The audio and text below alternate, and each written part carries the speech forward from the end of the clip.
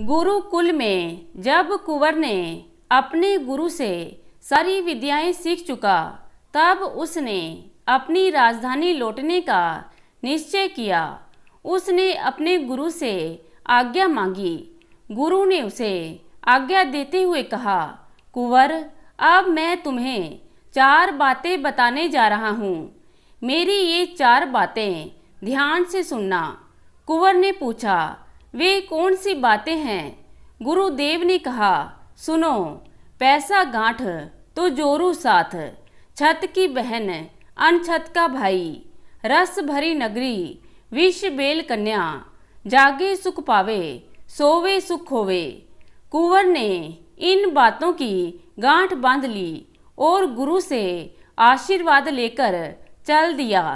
कई दिनों की यात्रा के बाद वह अपनी राजधानी पहुंचा। वहां उसे पता चला कि शत्रु देश के राजा ने उसके राज्य पर हमला कर अपना अधिकार जमा लिया है और उसके पिता और भाई को कैद खाने में डाल दिया।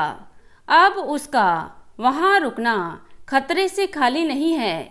यही सोचकर कुंवर वहां से चला गया। कुंवर सोचने लगा कि किस प्रकार अपना राज्य वापस लिया जाए। तभी उसे अपने ससुराल का ख्याल आया। उसकी पत्नी अभी भी अपने मायके में ही थी। वह अपने ससुराल चल पड़ा। कई दिनों की यात्रा के बाद वह अपने ससुर के राज्य में पहुंचा। उसने कुएं पर कुछ स्त्रियों को पानी भरते देखा। कुंवर ने उन स्त्रियों के द्वारा ससुर को संदेश भिजवाया कि उनके जमाई आए हैं।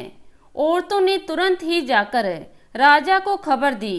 कुंवर के ससुर ने पूछा, जमाई जी किस हाल में आए हैं? औरतों ने जैसा देखा था वैसा बता दिया। कुंवर के ससुर ने ये सुनकर अपने नौकर द्वारा यह खबर भिजवाई कि आप इस तरह हमें शर्मिंदा करने क्यों आए? अगर बेटी को ले जाने आए थे तो लाव लश्कर लेकर ढंग से आए। इस तरह आने से तो सभी लोग हमारा मजाक उड़ाएंगे। नौकर द्वारा ससुर की बात सुनकर कुंवर बड़े निराश हुए और वहां से चल दिए। पैसा गांठ तो जोरू साथ। गुरुजी की कही बात कुंवर को तुरंत याद आ गई। वह सोचने लगा, उन्होंने ठीक ही कहा था। ये सोचकर वह आगे बढ़ गया।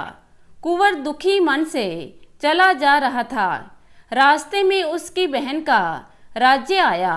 उसने बहन के महल में जाने की सोची। बहन के राज्य की सीमा पर एक मंदिर था।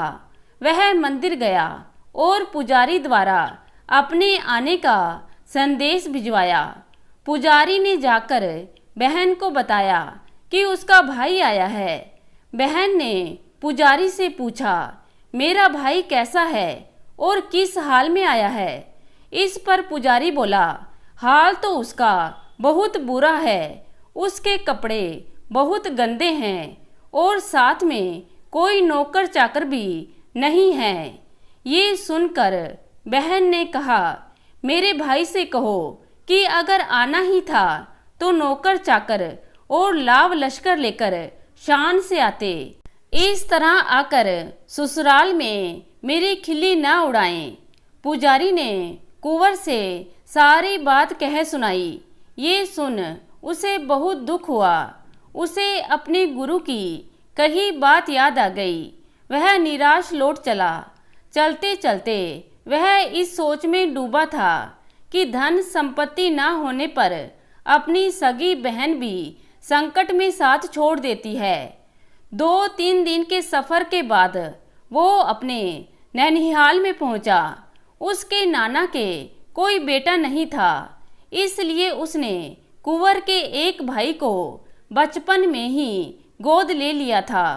कुंवर के मन में अपने इस भाई के लिए तरह तरह के विचार उठ रहे थे।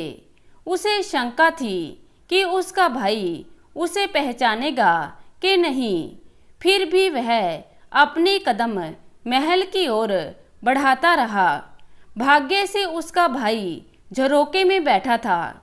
उसने देखा तो उसे पता चला कि यह तो उसका भाई है। वह तुरंत अपने भाई की ओर दौड़ा और उसे अपने गले से लगा लिया। कुंवर के भाई ने उसके मैले कुचेले कपड़ों की भी परवाह नहीं की।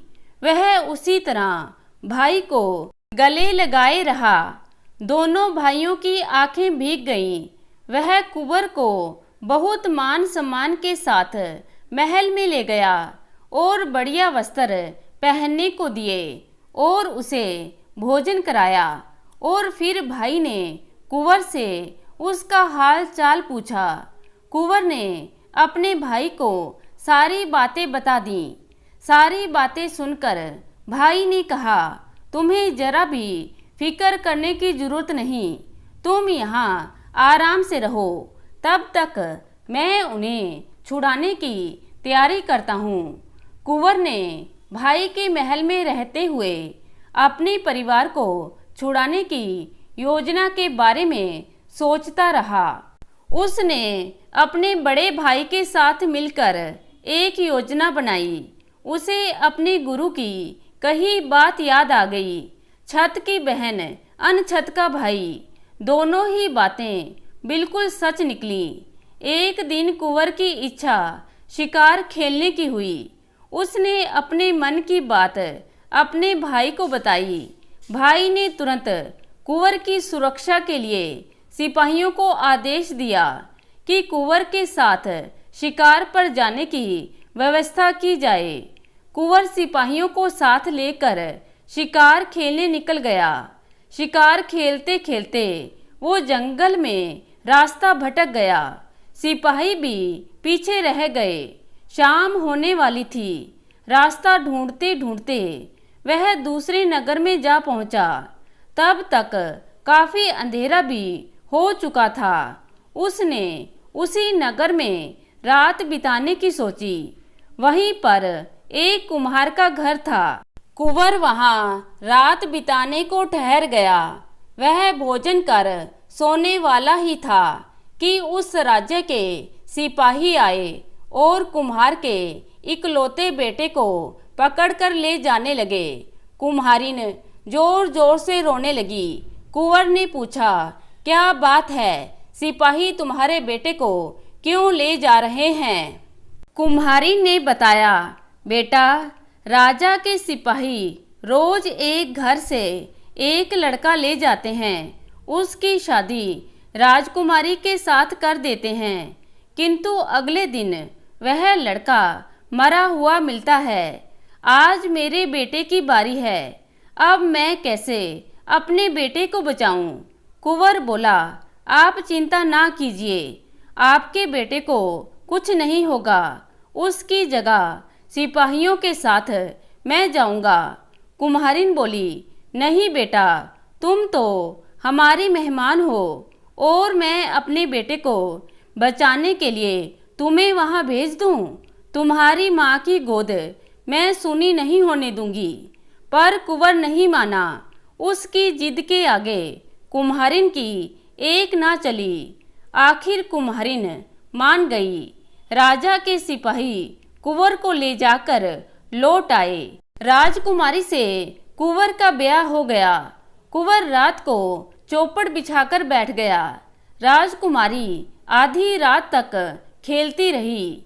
फिर उसे नींद आने लगी तो वो सो गई। लेकिन कुंवर जागता रहा। उसे अपने गुरु की बात याद थी। रस भरी नगरी विष बेल कन्या, जागे सुख पावे सोवे सुख होए। वो चौकन्ना होकर आने वाले खतरे का इंतजार करने लगा। अचानक कुछ आवाज हुई। कुंवर चौंका। तभी उसकी नजर राजकुमारी के चेहरे पर गई तो वो हैरान रह गया। राजकुमारी के नाक से एक नाग निकल रहा था। कुंवर ने तुरंत अपनी तलवार निकाल ली। नाग निकलते ही काफी बड़ा हो गया और फुंकारता हुआ कुंवर की ओर लपका।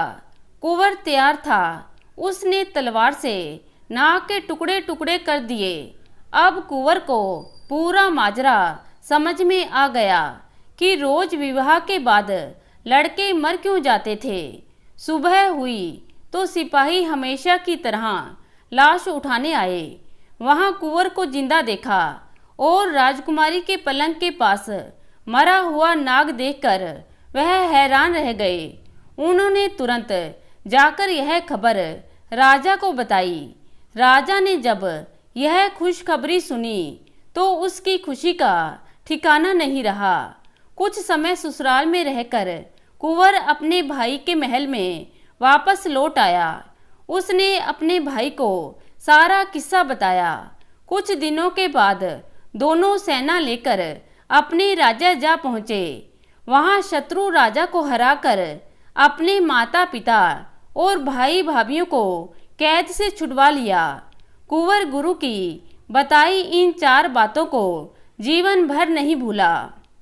तो दोस्तों, कैसी लगी कहानी? उम्मीद करती हूँ कि कहानी को पसंद करेंगे। अगर अच्छी लगे तो लाइक करना मत भूलिएगा। धन्यवाद।